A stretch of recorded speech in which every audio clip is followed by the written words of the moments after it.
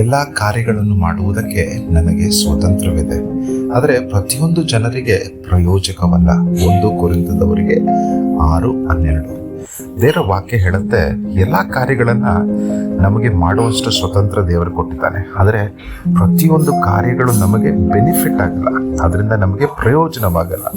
So ಆ ಕಾರಣದಿಂದ ನಾವು ಇವತ್ತು ಏನೇ ಮಾಡಿದ್ರು ಅದರಿಂದ ನನ್ನ ಜೀವನಕ್ಕೆ ಆಶೀರ್ವಾದ ಬರಬೇಕು, ಅದರಿಂದ ದೇವರ ನಾಮಕ್ಕೆ ಮಹಿಮೆ ಬರುವಂತಹ ಕಾರ್ಯಗಳನ್ನು ಮಾತ್ರ ಇವತ್ತು ಆಯ್ಕೆ ಮಾಡಿ ದೇವರ ಮಕ್ಕಳಾಗಿ, ದೇವರ ಆತ್ಮನ ಪ್ರೇರಿತವಾಗಿ, ವಾಕ್ಯದ ಆಧಾರಿತವಾಗಿ ಜೀವಿಸುವಂಥವರಾಗಿರಲಿ. ನೀವು ಮಾಡುವ ಎಲ್ಲ ಕೆಲಸಗಳು ನಿನಗೂ, ದೇವರಿಗೂ, ಪಕ್ಕದಲ್ಲಿರುವವರಿಗೂ, ನೆರೆಹೊರೆಯವರಿಗೂ ಆಶೀರ್ವಾದವಾಗಬೇಕು, ಪ್ರಯೋಜನವಾಗಬೇಕು ಅಂತ ಕಾರ್ಯಗಳನ್ನು ಮಾತ್ರ ಮಾಡಿ ದೇವರು ನಿಮ್ಮನ್ನು ಆಶೀರ್ವದಿಸಲಿ. God bless you.